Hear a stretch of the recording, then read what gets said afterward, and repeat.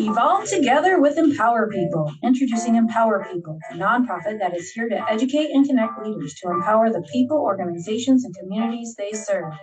Picture this: a world where everyone is connected, communities thrive, and individuals have the knowledge and skills to create positive change and live out their purpose. That's what Empower People is all about. We offer a wide range of courses, learning and growth development programs, and our signature Empower Hour event. Our services are centered on education and connection to support purpose-driven leaders. Ready to take the next step? Visit our website at www.empowerpeople.org. That's MPWRPeople.org. And join the Empower People community as an individual, nonprofit, or for-profit organization. You can also find us on our On the Mic with Mike program, Evolve Together with Empower People, where I, Tiffany Greene, MBA founder, executive director, and ex officio of Empower People, and guests will share insight on driving purpose-driven businesses, nonprofit, and for-profit. You can also find us on LinkedIn and Facebook. So what are you waiting for? Join Empower People today and unlock your true purpose. Evolve together. Ex officio, on the mic, Mike King here. I am here with the Princess of Purpose, Tiffany Greene. Welcome back, ma'am. Thank you. And next time I'm bringing my top hat with that music. That we do need that, and you already plus we're doing the Regal Wave. That is it. All right, ma'am. Tell folks who you are and what you do. I am Tiffany Joy Greene, the founder of Empower People, and Empower People is an organization that provides education, connection, and support to mission and purpose-driven leaders to drive positive impact and empower people. And where can they find me? Hashtag Empower People. That's spelled MPWR People. And you can find us at empowerpeople.org, MPWRpeople.org. Find us on LinkedIn, Facebook, and YouTube. Okay, so today we are not fooling around. No. We are getting right to it because there's certain things that we need to clear up because there's something out there. And hold on a second. We're blowing up the system right here. All right, ma'am.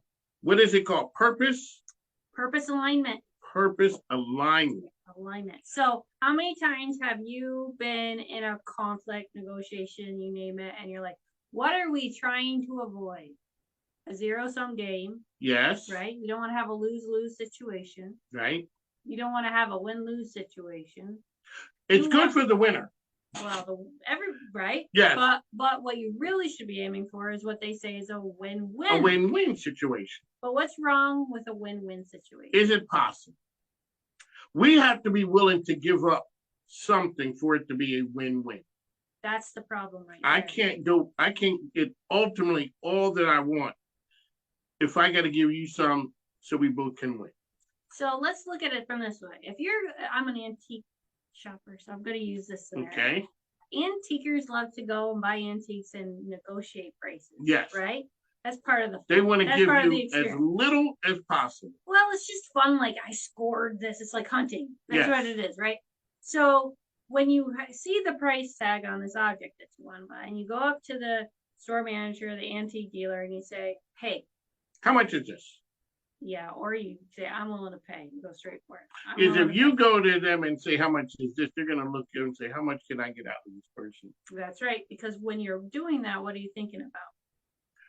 Getting the best deal that I can. For me. Am I thinking about that person? Not in the least bit. Not at all. But you may be thinking, okay, I've been doing this for a while. I know they got some overhead for this store. I know that what the margin is on this product because they probably bought it either from an estate sale, an auction, or whatnot. So I know, pretty confident knowing what the margin is.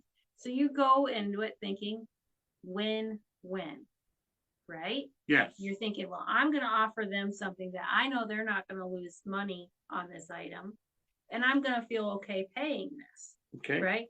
In theory, that sounds fantastic, right? It is, because if I don't know how many times people go in not calculating on their thinking.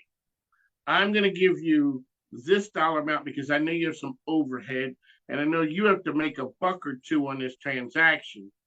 I think it kind of stops at how much, what's the least amount I can offer this person that they'll take it? Not an experienced antiquer.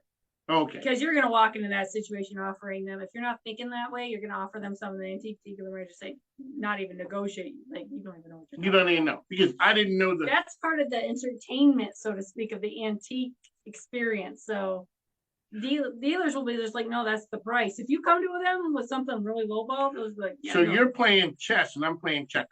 that's I don't know. Okay, so here. So let's talk about purpose. Let's shift the mindset. Okay, 1 second. Okay. Let's talk about this as an employee. Okay. I want this job. Mm-hmm. I kind of need the job. Mm-hmm. So when they throw out a number, Mm-hmm.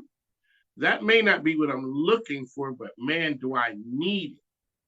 My purpose is to get a job, to get this job possibly.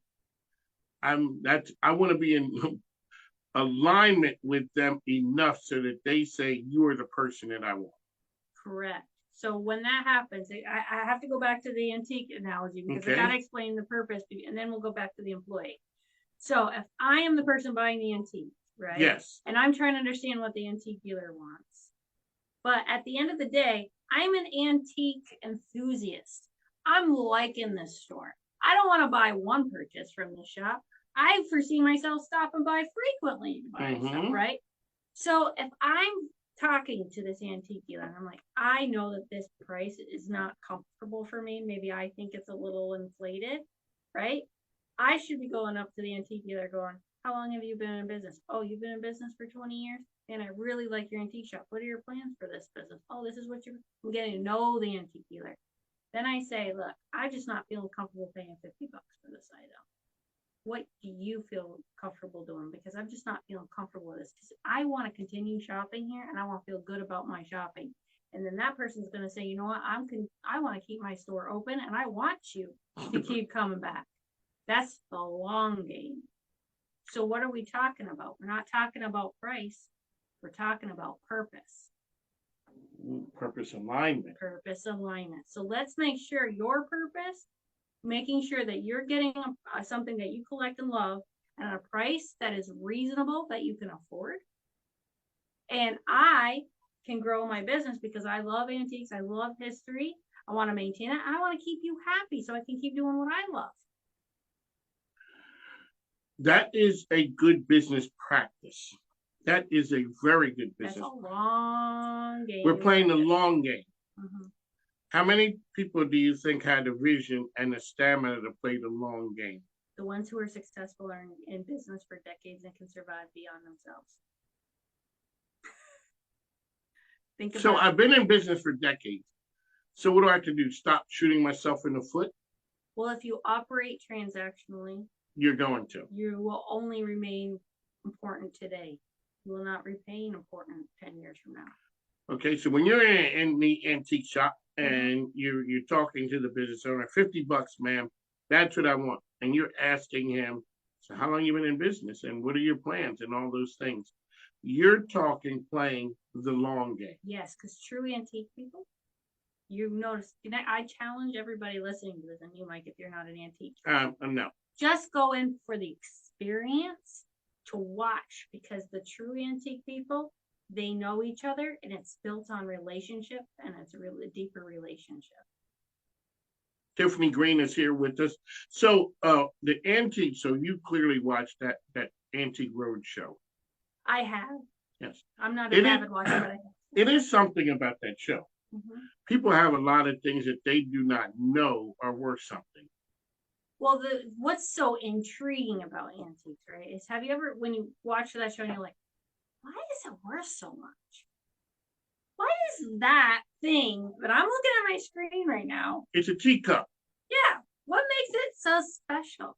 When they are showing that teacup, what are they talking about? There's a story with that teacup. It's going back to. It's a purpose. Purpose. And so the transaction that it turns into is not buy that. It's purpose alignment. The owner and the seller agreed, they came into alignment for that product or service. They want to hold on because they see the purpose in that teacup and they believe in the purpose beyond. It's a form. It's not about the teacup. It's about the history and what it represents, and they are in alignment on that. And that's what dictates the value. So if you're that employee going into a job and you're looking at it as transactional, you've put yourself on the losing end. You've went into the relationship going into it short-sighted. You're not going into a long-term. And then you wonder why the employer's going, why are they not happy here? Why do they not seem to have any loyalty? But they didn't go into it with loyalty. You know, you hear this a lot on social media lately. And I remember used to saying this years ago when I, early in my career, people would say, respect is earned and not given. Yes. That's BS. I've heard. You should respect everybody until you lose it. Imagine the world if we respected everybody until they lost it. So we started at the positive. We started at yes. Everyone got the yes until they did something to work their way out of the club. So you know how we talk about pie? We'll say, yes. Okay. So when you think about win-win scenarios, I'm going to try it for a win-win, and that's transactional. That's looking at the pie and saying, I'm going to have a piece, you're going to have a piece, but maybe you're hungrier than me. So I'm okay for you to have 2 pieces and I'll have pie. Purpose alignment is, how do we make more pie for each other? How can we have unlimited pie if we want unlimited pie? You may not want unlimited pie. You may not, but you may want more pie. You may want to know that I'm not stuck with 1 pie. Yes. That the opportunity for more pie is there.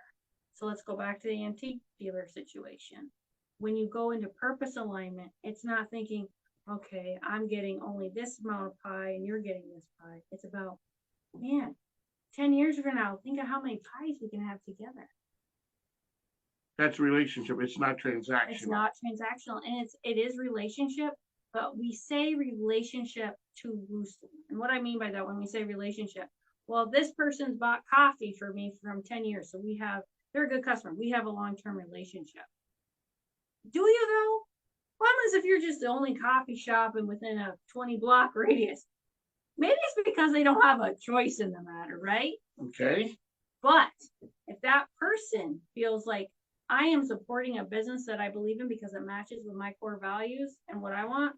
Now, if 10 coffee shops open in that 20-mile radius, they're not going to change.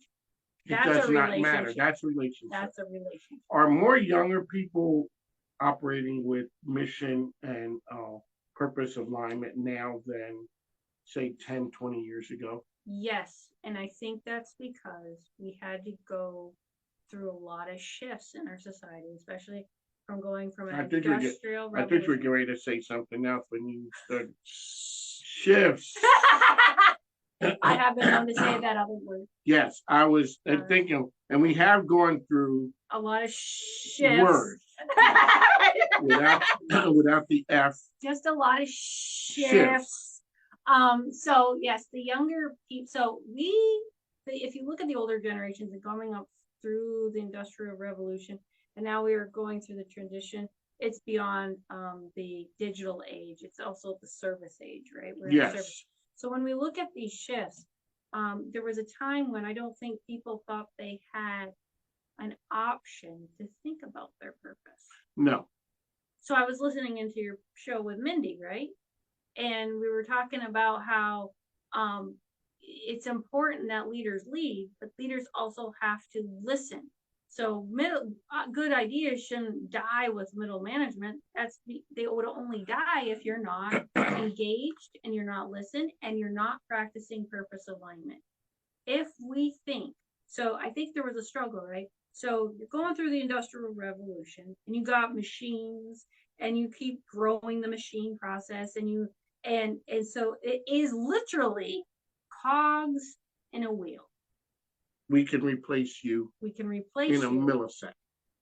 Then the shift starts happening going, no, we learned this through World War II, right? Because when the men went off to war, the economy kept going. But who kept it going? The women. The women. Suddenly they realized people are just not so easily replaceable. So it's taken a lot through this economic shift of how our economy runs and what makes it function that is causing us to go, oh, we're evolving. We're realizing I know that's our tagline, evolve together, but we are evolving, and we're getting know how we really grow and how we really succeed is when our purpose is aligned. And so the younger generations are getting it because they're learning the history. They're seeing the evolution. They're going, I don't want to be my parents. Work until I'm 65. And feel like I gave my life to somebody who didn't care. And I passed away at 66. Mm-hmm. And they didn't care. The company didn't care. The company did not care. Now, not all companies. I hate doing that because we always got to be careful when we say, oh, there were, and always have been companies that cared. But there's also been a whole lot of companies where you were the cog in the wheel. And that is the case. Tiffany Greene, how can people find you out there? In my fun and sporty mini. No, I mean on MPWRPeople.org, MPWRPeople.org. Empower People on LinkedIn, Facebook, and YouTube. I forgot. When you said mini, Cooper or van? I drive the Clubman. The who? Clubman. It's a little bit bigger than the Cooper. I had the Cooper, and then I had. You seem like a Cooper person. Oh, they're fun. And certain people you are a Mini Cooper person. Yes, I am. when a person knows, okay, really quickly, what kind of people are Mini Cooper people? Oh, this is very fun. There is a study done on different brands of cars, and you can tell who does what and what they believe in by the car they drive. Mm-hmm. And a Mini is actually one of the more diverse. So in terms of like politics, they're not necessarily liberal and they're not necessarily conservative. So they keep you guessing, but what they are creative. Ladies and gentlemen, that's why you Does that sound like me? Yes, that's why you tune into On the Mic with Mike. You see, I love Mini Coopers. I do. And it's just something about those cars. It's special people drive them. You know, it's like Jeep. It's like Jeep people, when they see each other, they wave. Minis do too. Ladies and gentlemen, On the Mic with Mike, Tiffany. Hi, Minis. Hey. Okay. But when you said the Mini, I didn't know whether you were talking Cooper or Mini van. No, well, we do have a van for the family, but that is not the car I drive daily. It is a Mini Cooper. That's just a functional car that gives me no joy. But no. But the Cooper gives joy. Oh, so much joy. That's why the person with the name Joy is driving it. One of Mike, we'll talk to you soon.